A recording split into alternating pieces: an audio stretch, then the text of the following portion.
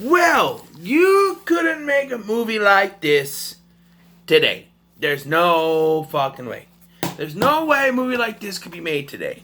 We're talking about, I'm talking about Shivers, 1975 film, directed by David Cronenberg. It was Cronenberg's directorial debut.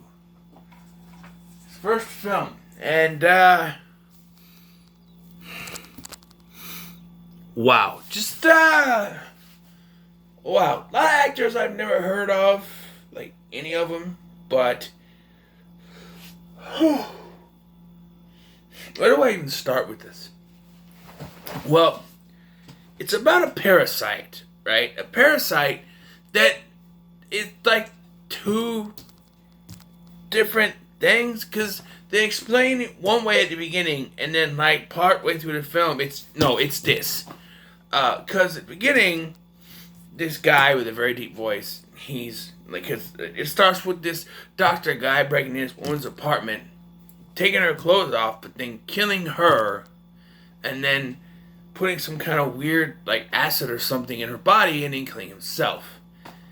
And then this guy's his colleague, actually another colleague, and the guy with the deep voice, and the guy with the deep voice says that he was working on a parasite to replace your internal organs, so you won't have to always depend on your kidneys and your liver and stuff like that. And then partway through, it switched to no, it's a parasite that causes you to want to have sex, and it spread through that woman because she's a whore and had sex with multiple men in that building. And so he put it into her, and then it, like that doctor guy that killed himself and killed her, put it into her, but we didn't realize that she was a whore, so she was spreading it throughout this building. And it gets out of hand by the end of the film. Everybody is infected by it, and it's just like, and I just thought of this. We're presented with this main character, Nick, who has this parasite in him, and you tell because he's having problems. He cheated on his wife with Annabelle, who was a girl. He cheated on her. That's how he got the parasite, because they say that it's transmitted like an STD. So he cheated on his wife with this woman. I do want to, except for like maybe the last few minutes, it's very tame on its nudity. Every once in a while you see a pair of titties, stuff like that. It's fine. Then the last 5 minutes or so, last few minutes or so, when it gets down to the nitty gritty and you see all these sex crazy people, you see some tits flopping around and stuff. So it gets with it. But it's very tame for the most part. And for a body horror film, I don't think it's too bad. I mean, it's 1975 body horror. If this was compared to what Brian Usna and what Cronenberg would later do with The Fly, like I'm comparing it to Society and The Fly, it's not too bad. But you still won't be able to make this movie today. A movie about a sexually transmitted parasite and people wanting crazed to have sex, you could not make it in this day's society. But it kind of fits. Watching a movie now in 2020, watching this movie in 2020, it kind of goes with this, with what's going on with the pandemic and how it's so easy to transfer that.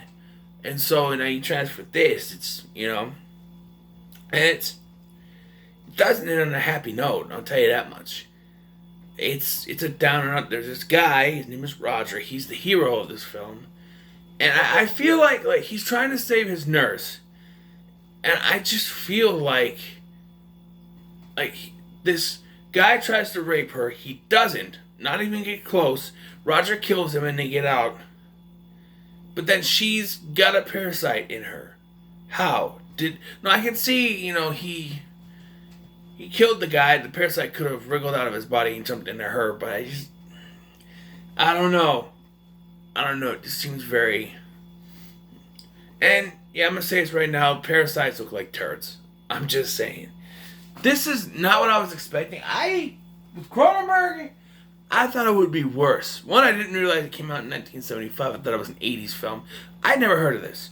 But I saw Cronenberg, and I thought, why not? I really don't know how I'm supposed to put this. How I'm supposed to say it.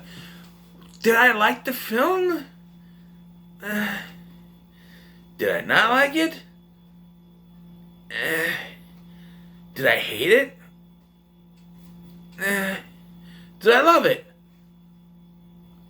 I don't know what to say about this film. I don't know. I couldn't even... The thumbnail, as you may notice, is just this. Because, just a picture of this. Because I couldn't find a photo. This film is so, in that way where I couldn't find a photo that would work as a thumbnail. There's either titties or someone blew something out of their mouth. There's nothing I could get for a thumbnail. This is just... That's Roger right there. He's the hero. I don't know. This movie, I'll tell you what, it's not a bad movie.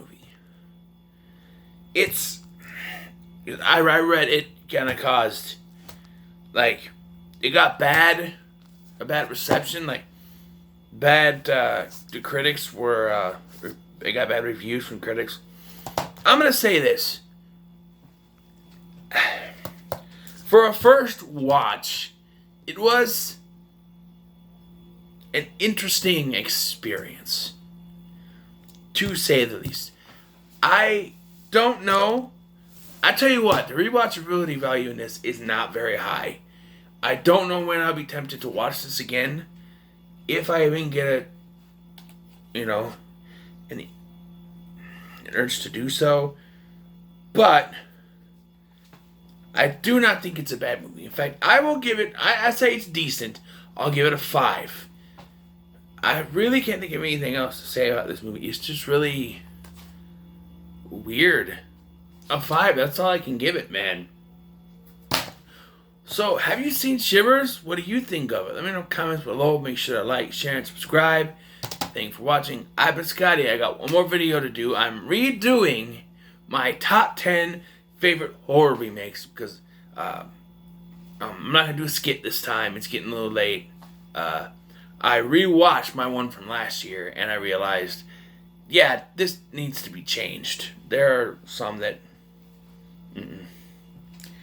just need to be switched out of there because I've rewatched them and realized they're not as favorited as I thought they were. But yeah, so make sure to like, share, and subscribe.